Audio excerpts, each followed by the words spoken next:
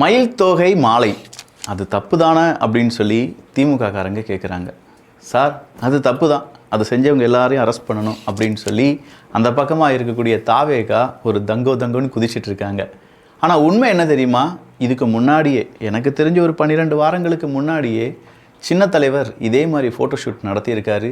Instagram பக்கத்தில் டிஎம்கேனுடைய youth wing அப்படிங்கிற ஒரு பேஜுக்குள்ளேயே அந்த ஃபோட்டோ ரொம்ப பெரிய அளவில் சகஜமாக கிடைக்கிது. அது மட்டும் இல்லாமல் இன்னும் நிறைய பேர் உதயநிதி அவர்களுக்கு இந்த மயில் தோகை மாலை அப்படிங்கிறத போட்டிருக்காங்க. சட்டம் தன் கடமையை செய்யும் அப்படின்னு சொல்லி எதிர்பார்க்கிறோம். ஒருவேளை இந்த வழக்கு விஜய் அவர்களுக்கு எதிராக மட்டும் இருந்தது என்றால் சட்டம் சரியில்லை. உதயநிதி ஸ்டாலின் அவர்களை A1ஆகவும் விஜய் அவர்களை A2ஆகவும் குறிப்பிடுகிறார்கள் என்றால் சட்டம் தன் கடமையை செய்கிறது. இது ஆழமான அரசியல் சதுரங்கம்.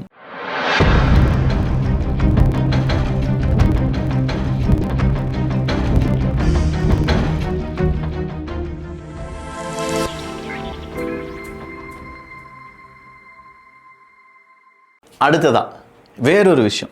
அது என்ன அப்படின்னா, ஒருத்தவங்க என்ன பேசியிருக்காங்க, திமுக காரங்க, ஒரு அரசியல்வாதி மக்களிடம் வளர்ச்சியை பேசாமல் அவர்களின் முன்னேற்றத்தை பற்றி பேச வக்கில்லாமல் அவர்கள் முன்னின்று கண்ணீர் வடிக்கிறான் என்றால் அவன் மக்களை ஏமாற்றுகிறான் என்று பொருள் அப்படின்னு சொல்லி கீழே விஜய் அவர்களுடைய அந்த வீடியோ நேற்று ரொம்ப சென்டிமெண்ட்டாக பேசி திடீர்னு பார்த்தா நம்ம ரத்தமும் சதையும் அப்படின்னு சொல்லி ஒரு நிமிஷம் அழுக போனார்ல மனுஷன், அந்த வீடியோவை எடுத்து போட்டுட்டு உங்களெல்லாம் ஏமாற்றிட்டு இருக்கான்ப்பா, பார்த்து இருந்துக்கோங்க, ஒருத்தன் அழுதாலே அவன் ஏமாத்துறான், அதுவும் மக்கள் முன்னாடி அழுகிறான் என்றாலே ஏமாற்றுகிறான் அப்படின்னு சொல்லி விமர்சனத்தை வைத்திருந்தார்கள். எனக்கு என்ன தோணுச்சுன்னா, இதே மாதிரி ஒரு வீடியோவை நம்ம முதல்ல பார்த்துருக்கோமே அப்படின்னு சொல்லி உதயநிதி அண்ணனும் அழுதுருக்காரு. ஸோ உங்கள் தலைவர் அழுதா ஏமாத்துறது கிடையாது, இன்னொரு தலைவர் அழுதா ஏமாத்துறாங்க. என்னங்கடா இந்த வாழ்க்கை. இதை விட இன்னொரு விஷயம் என்ன தெரியுமா, ஒரு ஒரு ஒரு சாதாரண ஒரு க்ரேனில் மாலை தூக்கி போட வந்துட்டாங்க ஒரு அரசியல் கட்சியை சார்ந்தவங்க. அது தாவேக்கானே இருந்துட்டு போட்டுன்னு வச்சுக்கோங்களேன். அந்த க்ரேனை பிடிச்சி உள்ளக்க தூக்கி போட்டுருவாங்க. அந்த மாலையை யார் செஞ்சாங்களோ அந்த பூக்கடை அப்படிங்கிறது அப்புறப்படுத்தப்படும், எல்லாரும் மேலேயும் வழக்கு அப்படிங்கிறத பதிவு பண்ணுவாங்க. ஆனால் இதே மாதிரி க்ரேன் மாலையாக இருக்கட்டும், இல்லை படகுல நானும் திமுக சார்பில் போட்டியிட போகிறேன் அப்படின்னு சொல்லி இன்றைக்கி ஒரு திமுக நிர்வாகி திமுகவினுடைய ஒட்டுமொத்தமான துண்டுகள் எல்லாம் பிறக்கி தூக்கி போட்டுக்கிட்டு நடு பஜாரில் நடு ரோட்டில் படகுல அவர் கொடுக்குறாராம். இதுக்கு எங்கேயாவது அப்ரூவல் வாங்கினீங்களாப்பா, இல்லை இதெல்லாம் நடக்கலாமா? ஆளும் கட்சினா 2 கொம்பு, எதிர்கட்சினா ஒன்றுமே செய்யக்கூடாதா அப்படிங்கிற ஒரு கேள்வி உருவாகுது இல்லை. அப்போ இவ்வளோ விஷயங்கள் நம்ம பார்த்தது எல்லாமே திமுக காரங்க தாவேகா மேலே குற்றம் சொல்கிறாங்க அப்படிங்கிறது மட்டும் கிடையாது. புதுசாக எவன் வந்தாலும் அடிப்போம், புதுசாக அவன் என்ன செஞ்சாலும் அவனை அடிப்போம். அப்படி அடித்து அவனை வளர விடாமல் நாங்கள் பார்த்துக்கிடுவோம். இதுதான் கொத்தடிமைகளாக எங்களுக்கு வேலை, இந்த அஜெண்டாவுக்கு பின்னாடி தான் நாங்கள் உழைத்து கொண்டிருக்கிறோம் அப்படின்னு சொல்லக்கூடிய நபர்களுக்கு ஏதோ விஜய் அவர்களுக்காக பேசுகிறேங்கிறது கிடையாது. என்ன செஞ்சாலும் தப்பு கண்டுபிடிக்கக்கூடிய நீங்கள் அதே தவிர உங்களுடைய தலைவர்கள் செஞ்ச போது எங்கே போனீங்க அப்படிங்கிறது மட்டும்தான். ஒன்றுமே கிடையாதுங்க. 3 மாதத்துக்கான உரிமை தொகை 1000 கோடை காலம் வருகிறது 2000 அப்படின்னு சொல்லி 5000 ரூபாயை எங்கள் மக்களுக்காக நான் கொடுக்கிறேன் அப்படின்னு சொல்லி ஸ்டாலின் அவர்கள் சொன்னபோது சிக்ஸர். இதுக்கு மேலே ஸ்டாலின் அவர்களை யாராலையும் அடிச்சுக்கிடவே முடியாது. 5000 ரூபாய் பேசும் அப்படின்னு சொன்னாங்க. ஆனால் இதை நான் ரொம்ப நாட்களுக்கு முன்னாடியே பீகார் தேர்தலில் 10,000 ரூபாய் கொடுத்த போது இதே திமுக காரங்க என்ன சொன்னாங்க, இது ஜனநாயக படுகொலை இல்லையா அப்படின்னு சொல்லி கேட்டாங்க. திமுகவில் கூட்டணி வைத்திருக்கக்கூடிய நபர்களும் இது ஜனநாயக படுகொலை இல்லையா அப்படின்னு சொல்லி கேட்டாங்க. ஆனால் சார் 5000 ரூபா கொடுத்த உடனே ஐயோ இது சிக்ஸர், இதுதான் மெயின் மக்கள் அப்படின்னு சொன்னாங்க. வேறு ஒன்றுமே இல்லாமல் இன்றைக்கி எடப்பாடி பழனிசாமி அவர்கள் என்ன சொல்லிட்டாரு, நாம் ஆட்சிக்கு வந்தால் கருணை தொகை அப்படின்னு சொல்கிறது ஒரு 10,000 ரூபாய் எல்லா ரேஷன் கார்டுக்கும் கொடுக்கப்படும் அப்படின்னு சொன்னார். அது எப்படி கொடுக்கலாம்? அது என்ன 10,000 ரூபா எங்கேருந்து கிடைக்கும் இந்த காசு? எப்படி அவருக்கு அந்த காசு வந்திருக்கும்? 5000 ரூபா எப்படி கொடுத்தீங்க? அப்படித்தானே இவங்க 10,000 ரூபா கொடுப்பாங்க. சொல்லுவாங்களா சொல்ல மாட்டாங்களா? நீ 5000 ரூபா கொடுத்த போது அது அரசியல் சிக்ஸர் அப்படின்னு சொன்ன வாய் இன்றைக்கி 10,000 ரூபா கொடுக்கும்போது அது அபத்தமானது, அது ஏகப்பட்ட வரியை அதிகரிக்கும். என்னங்கடா பித்தலாட்டமாக இருக்குது. சரி அதெல்லாம் விட்டுலாம். திமுக காரங்க தான் இப்படிலாம் பேசிகிட்டு இருக்காங்கன்னா அதிமுகவில் சென்ஸ் இருக்கக்கூடிய யாருமே கிடையாதா? அது என்னங்க கருணை தொகை? எவன் அப்பன் வீட்டு காசை நீங்கள் மக்களுக்கு கொடுக்குறீங்க? எங்கள் பணத்தையே வாங்கி அதையே தான் மக்களுக்கு நீங்கள் என்னதான் கொடுக்க போகிறீங்க? ஊக்கத்தொகையாகவோ உரிமை தொகையாகவோ இல்லை ஒரு மக்கள் தொகையாகவோ இல்லை கொண்டாட்டத்தின் தொகையாகவோ இல்லை தமிழ்நாட்டினுடைய மக்களுக்கான தொகையாகவோ ஏதாவது ஒரு பெயர், அந்த பெயர் வைக்கிறதுக்கு கூட யாருமே இல்லையா அதிமுகவில்? கருணை தொகை. இந்த கருணைனா என்ன? ஓ பாவம், ஸோ கருணை, ஐயோ அப்படின்னு சொல்லி கொடுக்குறது தான் கருணை தொகை. எங்களுக்கு அந்த கருணை தொகை வேண்டாம்.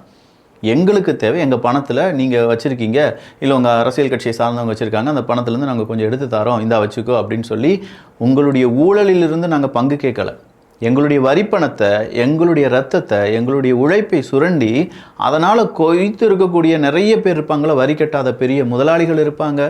ஏகப்பட்ட இடத்துல சாதாரண நிலத்தை அது புறம்போக்காக இருக்கும், அதை ஆட்டை போட்டவனு இருப்பானுங்க, இப்படிங்கிறவனுங்களாம் இருப்பானுங்கல்ல, அவனுகிட்ட இருந்து வாங்கி மக்களுக்கு கொடுங்க, அதில் தப்பே கிடையாது.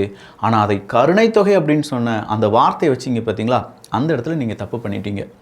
உடனடியாக அதிமுக இல்லை அது உதவித்தொகை ஊக்கத்தொகை அப்படின்னு சொல்லி பெயர் மாற்றம் செய்து விட்டார்கள். அடுத்த அறிக்கை வந்துடுச்சு. பட் எது செஞ்சாலும் கொஞ்சம் தெளிவாக செய்யுங்கயா. கொஞ்சம் பேருடைய ஒரு நல்ல ஐடியாவை எடுத்துக்கோங்க. பெயர் அப்படிங்கிறது உண்மையிலேயே மக்கள் மத்தியில் ரொம்ப ஸ்ட்ராங்காக இருக்கணும். நீங்கள் போட்ட பெயர் காரணமாக அதிமுகவுக்கு டேமேஜ் தான் உருவாகி இருக்கே தவிர, அந்த 10,000 ரூபாயை தாண்டி அது கருணை தொகை அப்படின்னு சொன்னோடனே மக்கள் அதை வெறுப்புடன் பார்க்க ஆரம்பித்து விட்டார்கள். 10,000 ரூபா கொடுப்பீங்க, ஓகே, சம்மதித்து விட்டோம், நல்லது தான். திமுகக்கு எதிராக 5,000 ரூபாய் ப்ளஸ் 5,000 ரூபா 10,000 ரூபா கொடுக்குது அப்படிங்கிறத விட அதை கருணை தொகை அப்படின்னு சொல்லியிருக்க வேண்டாமா இருந்தது. சரி, அடுத்தது யாரப்பா? முருகப்பெருமானே நேரில் வந்த மாதிரி இருக்குது. திருச்செந்தூரா? ஐயோ இல்லையா. அது யார்? பழனியா? இல்லையா. அடா அப்பாவா அப்படின்னு கேட்குற மாதிரி இருக்குது. எங்கள் ஊருக்காரரையா? ஏன்னா சும்மாவா அப்படின்னு சொல்லி நாங்களாம் எப்படி தெரியுமா? இல்லை இவங்கெல்லாம் அப்படி கிடையாதே, தீஸ் ஆர் பெரியாரிஸ்ட்னா. அந்த பெரியாரிஸ்ட்னா என்ன? கோயிலுக்கு போகக்கூடாது, அந்த தலப்பாக்கட்டு கிட்டக்கூடாது, மாலையை போடக்கூடாது, தேங்காய் உடைக்கக்கூடாது, வாழைப்பழம் வைக்கக்கூடாது. இதுதானையா பெரியாரிய கொள்கை? கடவுள் எல்லா இடத்துலையும் இருக்காரு. நீ கடவுளே இல்லை, கடவுள் எல்லா இடத்துலையும் இருக்காருன்னு சொல்ல, கடவுளே இல்லைன்னு சொல்கிறது தானே பெரியாரிய கொள்கை. அப்படிப்பட்ட பெரியார கொள்கை தாங்கினவங்க தானே இவங்கெல்லாம். ஆனால் இப்போ கோயிலாக காவடி எடுப்பாங்க, குட்டிக்கரணம் போடுவாங்க, பரிவட்டம் கெட்டுவாங்க, எல்லாம் செய்வாங்க. காரணம் என்ன?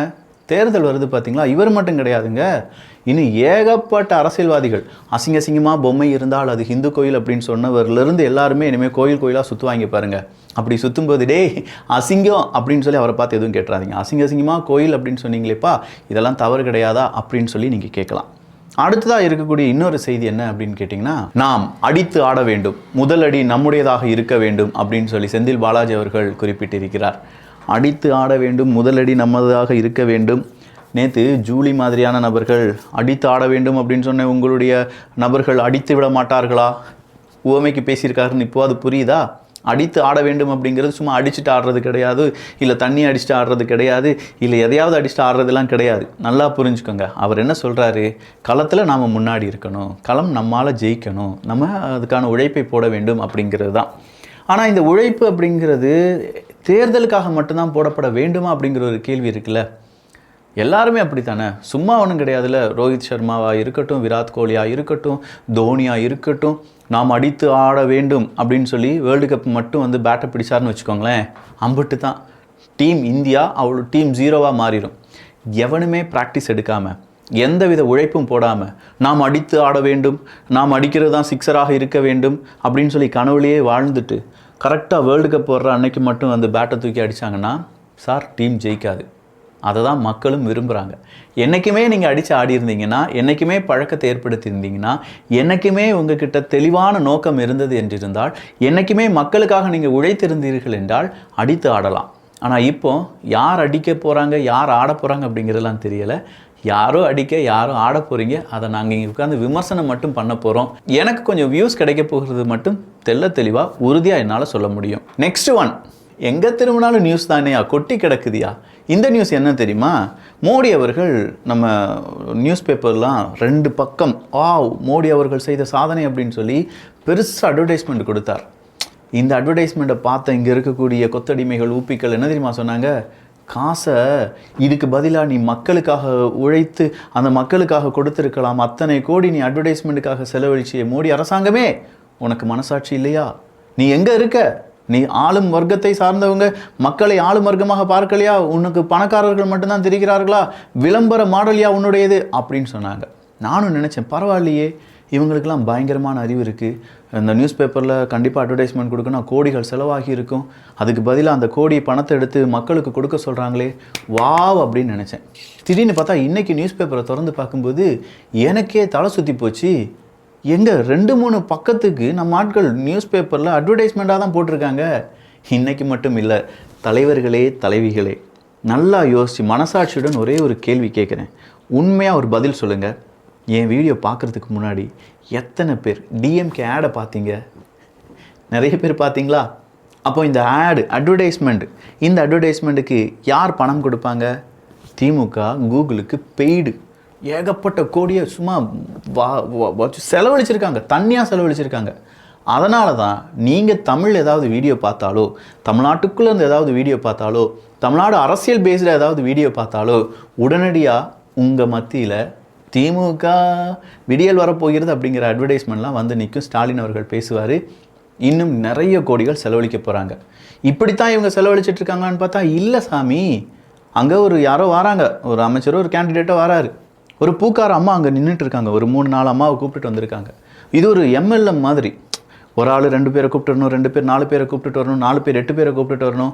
இப்படி கூப்பிட்டுட்டு வந்தவங்களாம் அப்படியே நிற்கணும். அவங்க தட்டில் ஒரு பூ இருக்கும். அவங்க நடந்து வருவாங்க. அப்படி நடந்து வரும்போது அவங்களுடைய பாதங்கள் நம்ம சாலையில் அப்படியே அந்த பாதம் தொடுறதுக்கு முன்னாடி அந்த பூவை சும்மா அப்படி வீசணும். அப்படி வீசினோடனே அந்த பூவின் மீது அவங்களுடைய பாதம் அப்படி பட்டும் படாமல் ஸ்டெப் எடுத்து வைக்கணும். இப்படி நடந்து வருவாங்க. நீங்கள் பூவாக வீசிக்கிட்டே இருக்கணும். இதுக்கு எவ்வளோ தெரியுமா சம்பளம்? 1000 ஓவா. எவ்வளோ ரூபா? 1000 ஓவா. இப்படியும் ஏகப்பட்ட பேர். கூட்டத்தை கூட்டுறதுக்கு 200 ஓவா, பூக்களை போடுவதற்கு 1000 ஓவா.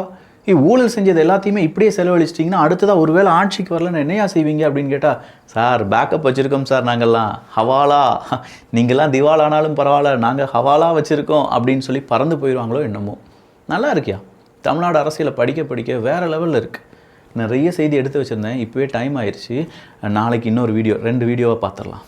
இந்த வீடியோ எப்படி இருந்துச்சு, இந்த மாதிரி ஸ்டைல் எப்படி இருந்துச்சு அப்படிங்கிற உங்களுடைய கருத்துக்கள் இங்கே வரவேற்கப்படுகின்றன. நல்லதை பகிர்ந்து நல்ல சமுதாயத்தை உருவாக்குவோம். நன்றி, வணக்கம்.